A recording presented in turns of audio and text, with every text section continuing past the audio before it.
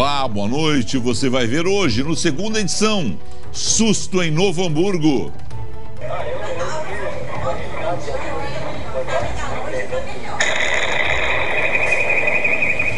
Explosão de artefato interdita um quarteirão inteiro e amedronta moradores.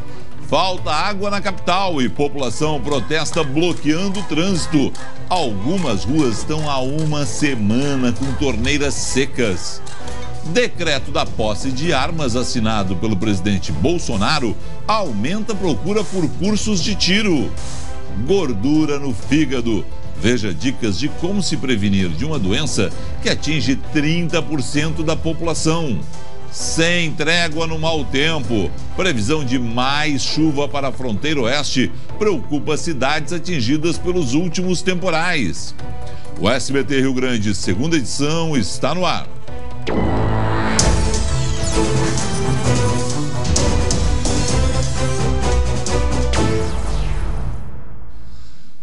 Com todo o calor dos últimos dias, pelo menos 11 bairros da capital estão há uma semana sem água. Para chamar a atenção das autoridades, moradores das regiões atendidas trancaram ruas em protesto. No Morro da Cruz, bairro São José, os moradores da região colocaram fogo em objetos no meio da rua 9 de julho. A via foi bloqueada. Por conta disso, as linhas de ônibus que circulam por ali tiveram que ser alteradas. Os manifestantes interromperam o trânsito na Avenida Protásio Alves nesta terça-feira.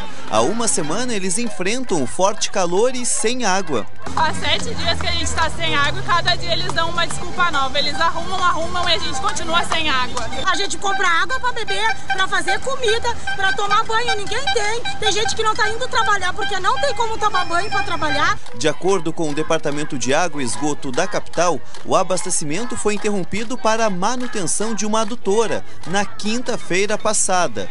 No sábado, a mesma adutora rompeu e o serviço mais uma vez foi prejudicado.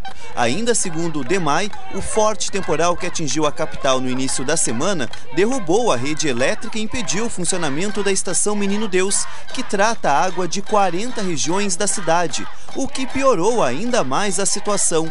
O abastecimento na zona leste de Porto Alegre retorna aos poucos. O bairro Vila Jardim é um dos últimos a ter o serviço normalizado, já que fica na ponta da rede de abastecimento.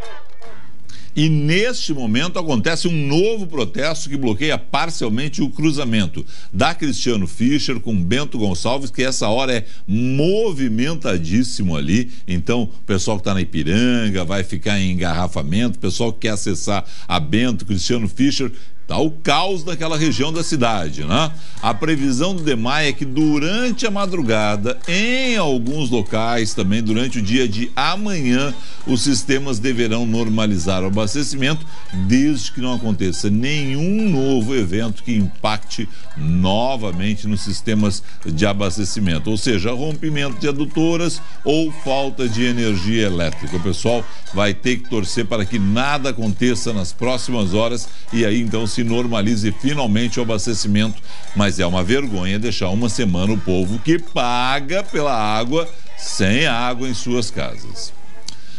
Uma granada explodiu e interditou um quarteirão inteiro hoje à tarde em Novo Hamburgo. Que história é essa, Luciane Coleman? Boa noite. Boa noite, Felipe. Boa noite a todos. Imagina o susto, né? Nossa Senhora. Olha só, a gente tem a imagem de uma câmera de segurança, onde a gente vê alguns clientes ali num mercadinho, quando, olha só, de repente acontece essa explosão lá no fundo da rua. Olha só, mais uma vez, isso aconteceu hoje pela manhã num terreno do bairro Guarani, dá até para ouvir. Viu só a explosão? Sim. Vários alarmes acabam tocando. Realmente foi assustador, Felipe. Trabalhadores tinham desmontado uma casa de madeira e colocaram fogo no entulho. E aí foi quando ocorreu essa explosão. Os bombeiros foram chamados para controlar as chamas e aí encontraram este artefato, que seria uma granada usada em canhões das Forças Armadas. Felizmente, ninguém ficou ferido. Moradores de vários bairros ouviram e sentiram até o impacto dessa explosão, como a gente viu ali na outra câmera, né? E horas depois, um destroço desse artefato foi encontrado numa casa a 1,5 km de distância. Por isso, todo o quarteirão onde fica o terreno acabou tendo que ser isolado por uma varredura do GAT, que ainda não confirma exatamente que artefato é esse, nem qual é a origem, né, deste artefato. Mas que susto, né, Felipe? Ainda bem que ninguém ficou ferido. Ô Lu, de novo, né, daquela série, assim, quando nada tem a acontecer, quando a sorte está do lado das pessoas, né, não acontece nenhuma tragédia. Tudo para acontecer uma tragédia, né? Uma casa implode do jeito que implodiu, né? Ou explode, né? As pessoas no entorno, várias residências próximas do local, ninguém passando pela rua naquele momento, nenhum carro cruzando naquele local específico ali, quer dizer, tudo, né, a favor ali de não acontecer uma tragédia, ainda bem. Exatamente, ainda bem. Bom, Lu, temos um novo flagrante. O motorista perdeu o controle do carro e invadiu um restaurante. Dessa vez foi em São Valentim do Sul, cidade do nordeste do estado. Lu, o que aconteceu? Pois é, como vocês viram ali na imagem, né? A imagem começa lá do lado de fora, depois entra, olha lá, o carro estava estacionando quando de repente invade com tudo aí esse restaurante. Por sorte, o estabelecimento estava fechado, era por volta das 9h30 da manhã, então não tinha ainda clientes. Segundo a dona da lanchonete, dentro do carro estavam o motorista, a esposa, a filha e o neto dele. Testemunhas disseram que o carro é automático. O que o motorista alegou à polícia? Que tentou pisar no freio, mas aí o freio não funcionou. Ninguém, por sorte, também aqui, ninguém ficou ferido, mas ao que tudo indica, é mais um motorista que acaba ali se confundindo, né, ao dirigir um carro automático. Mais uma vez, né, teve lá no Santo Antônio, teve outro caso também essa semana, enfim, lá em Nova Prata, né? Imagem curiosa, portanto, mas ainda bem também, sem maiores ferimentos, sem maior gravidade. Obrigado, Lu. O presidente Jair Bolsonaro assinou o decreto que facilita a posse de armas de fogo. A regulamentação permite a compra de 4 armas por pessoa. A medida já se reflete na procura por cursos de tiro. Esta escola de tiro em Porto Alegre registrou o aumento da procura pela qualificação. O desejo em dominar as técnicas de manuseio de armamentos cresceu depois que o governo federal anunciou a intenção de flexibilizar a posse de armas no país. No que diz respeito a adquirir uma arma de fogo, ter o seu registro, manter em casa ao cidadão comum, andamos para frente, foi um ponto positivo. Eu acredito que teria uma sensação de segurança maior para a proteção pessoal. Nesta terça-feira, o presidente Jair Bolsonaro modificou as regras para a posse de armas de fogo. O decreto presidencial vale para moradores de estados em que os índices anuais de homicídios superam a taxa de 10 a cada 100 mil habitantes. De acordo com o IBGE, 3 em cada 4 brasileiros vivem em áreas que se enquadram no texto do decreto. A partir de agora, cada cidadão pode ter o direito à posse de até 4 armas no mínimo. Pelo decreto, a comprovação da chamada efetiva necessidade deixa de ser exigida. Qualquer brasileiro sem antecedentes criminais, com um emprego fixo, moradia certa e mais de 25 anos, pode solicitar a posse de uma arma de fogo. O registro só precisa ser renovado a cada 10 anos, mas as armas não podem ser transportadas. Outro ponto do decreto determina a declaração de que a pessoa mora com menores de idade ou deficientes. Nesse caso, é preciso ter um cofre na casa. Além disso, quem quiser se armar também precisa passar por um teste psicotécnico e uma prova de tiro. É preciso acertar o alvo 16 vezes em 20 disparos. Este especialista em políticas de segurança pública critica o decreto. Ele afirma que o aumento do número de armas pode favorecer a criminalidade. A esmagadora maioria dos estudos no mundo inteiro mostram que quanto maior o acesso a armas de fogo, maior a letalidade da violência. Então nós estamos apostando no aumento dessa letalidade da violência. Os especialistas brasileiros que defendem o que o Rolim defendeu aí, esquecem que a letalidade é contra nós cidadãos. A bandidagem anda armada e os crimes no Brasil só cresceram. Não teve essa de, olha, agora com a regulamentação no governo passado, lá quando nós fomos às urnas e votamos pela regulamentação da posse para querer que o cidadão andasse armado, não diminuiu o número de assassinatos no Brasil, ao contrário, aumentou. Então, calma, né? Muita calma nessa hora quem está falando contra aí o decreto. A polícia recapturou um dos 17 fugitivos do presídio regional de Passo Fundo. Pois é, Felipe. Luciano Como, desculpe. Eu me emocionei com o negócio. De mim aqui. Não, eu me emocionei com o negócio ali, desculpe. Tudo bem, então, é o Cléderson dos Santos Ramos, de 25 anos. Ele estava preso em regime fechado por homicídio e latrocínio, roubo seguido de morte, né? E a Brigada Militar, então, recebeu uma denúncia anônima de que ele estava numa casa no bairro Záquia, lá em Passo Fundo. O Cléderson ainda tentou escapar pela janela dos fundos, mas foi detido pelos policiais. Ele foi preso e apresentado lá na polícia. O Cléderson e outros 16 detentos fugiram lá na madrugada do último sábado, lá do presídio de Passo Fundo. São essas imagens, né, que a gente já mostrou aqui. Os detentos esperavam no pátio interno e aí uma caminhonete arrebentou o portão e aí foi, né, aquela correria, os presos saíram correndo, enfim, no total foram 17. O delegado responsável pela investigação, o Diogo Ferreira, não descarta a participação de agentes penitenciários e até de policiais. Isso porque os detentos esperavam o resgate já no pátio interno lá da cadeia, num horário incomum, ali por volta das 4 da manhã, Felipe. E a polícia procura pelo criminoso que assaltou uma produtora de eventos e matou um fotógrafo de 31 anos em Cachoeirinha, na região metropolitana. A vítima foi enterrada hoje. Familiares e amigos se despediram de Carlos Douglas Rodrigues no cemitério municipal de Cachoeirinha. O assassinato interrompeu os sonhos do rapaz de 31 anos que sempre quis ser fotógrafo. Tudo que ele sabe, ele aprendeu sozinho na raça.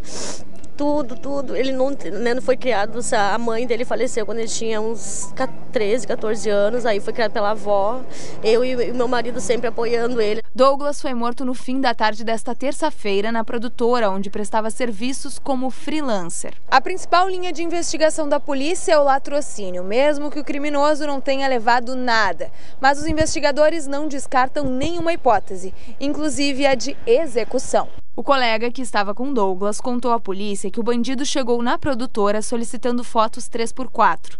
Quando eles abriram a porta, o homem anunciou o assalto e obrigou as vítimas a se ajoelharem. Douglas teria tentado reagir e o delinquente disparou contra ele. E eu estava com o material todo no carro ali, então não tinha o que roubar aqui. De todas as formaturas que eu faço, o guri está sempre comigo, né? Realmente foi um lamentável, né, que aconteceu.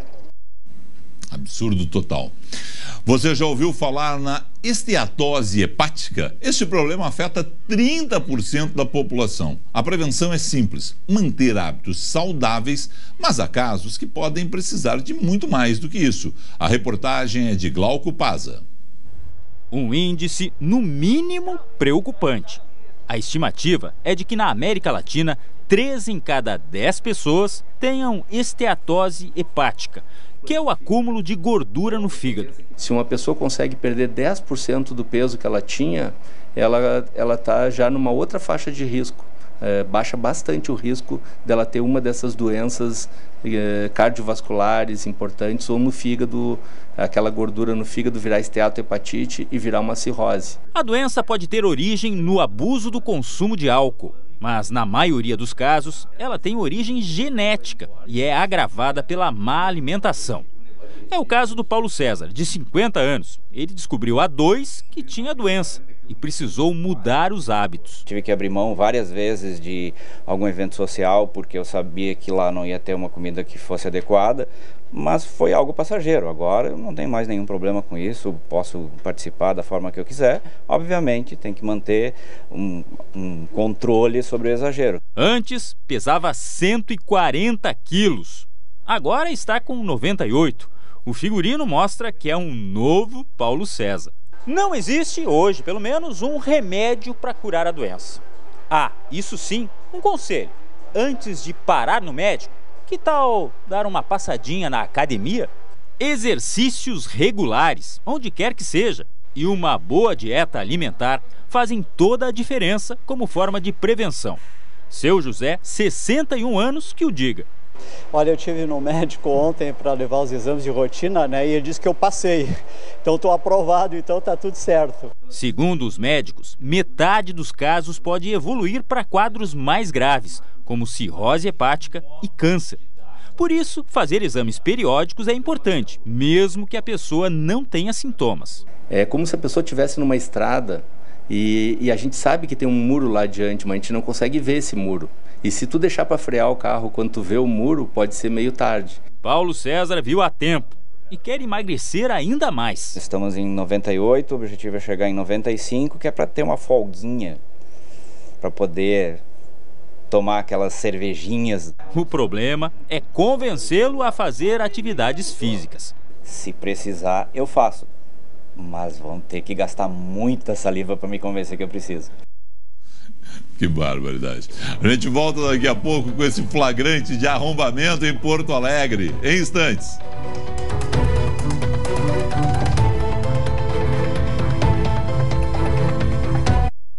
SBT Rio Grande, segunda edição. Oferecimento Sicredi. Abra uma conta e descubra que gente que coopera, cresce. Senac, educação profissional mudando vidas. Rede Clipe, simplifique, é Clipe.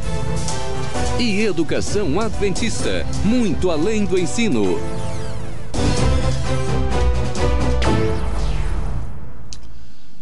Câmeras de segurança flagram o momento em que uma revenda de gás na zona sul de Porto Alegre é arrombada pelos assaltantes. Luciane Coleman. Pois é, Felipe, a polícia agora tenta identificar esse homem que aparece aí nas imagens. Como a gente vê, ele chega caminhando em frente à revenda e aí ele pula ali aquele muro, vai direto para a porta que dá acesso ao setor administrativo. Aí, logo em seguida, olha lá, ele tenta arrombar a porta, vai até que ele consegue. Bom, logo em seguida, ele fica meio agachado, tentando fugir de qualquer alarme e depois ele começa a abrir as gavetas e aí ele faz a limpa em dinheiro, objetos de valor e celulares. Até o momento, esse bandido não foi identificado. Então, quem tiver qualquer informação pode acionar o Disque Denúncias de forma anônima pelo telefone 181 da Polícia Civil. Aí as imagens já são quando o proprietário chegou, né, e viu toda aquela bagunça, né, e o roubo, né? Ô Lu, com a tranquilidade que ele sabia que tinha câmera por tudo, né? Com certeza, com certeza. E ele nem escondeu o rosto nem nada. Não escondeu e sabia exatamente aonde se agachar. Exatamente. A gente não sabe se é para fugir de algum alarme ou de alguma câmera. Não, vou te dizer. Bom, se você viu, portanto, entre em contato com a polícia, com a Brigada Militar, diz que o 190. Subiu para 5.600 o número de pessoas atingidas pelas enchentes no estado. Um artista gaúcho, inclusive, Lu, morreu por um raio. Ele foi atingido por um raio no Uruguai. O que aconteceu? Exatamente, Felipe. Foi na cidade de Aceguá, bem na divisa, né, do Brasil, ao lado da cidade brasileira que também se chama Aceguá. Gilmar Lima era cantor, trovador, muito conhecido na região de Bagé. E ele foi atingido por um raio no fim da tarde de ontem, enquanto cavalgava numa fazenda. O cavalo também morreu com a descarga elétrica. Nas próximas horas, Felipe, o tempo abafado associado a essa umidade elevada continua. E aí isso favorece a formação de forte instabilidade no estado, com chuva ao longo de toda a quarta-feira entre o centro e o norte. Além disso, volta o risco de atenção para a fronteira oeste. Alerta de muita chuva por lá, principalmente ali na região de Uruguaiana. Agora, quem está lá na praia, em Ibé, previsão de sol, alguma chuvinha e calor de 29 graus. Aqui em Porto Alegre, sol e nuvens pela manhã e pancadas à tarde. Mais um dia muito abafado. A sexta-feira, daí sim, vai ser um dia de muita chuva e pode ter água em excesso. No sábado, o tempo começa a firmar e aí no domingo, então, Felipe, vai ser de sol. E na próxima semana a temperatura deve cair um pouquinho e dar um alívio aí pro pessoal. Cair, né? Cair. Não vamos falar em frio, né? Que as pessoas já pensam em inverno, mas vai amenizar muito. Na serra, quem sabe até um friozinho. Tá bom. Lu, obrigado. Até amanhã. Até amanhã. Mais notícias locais com Marcelo Coelho às 11h40. Na sequência, Débora de Oliveira. Fique com o SBT Brasil. Tchau.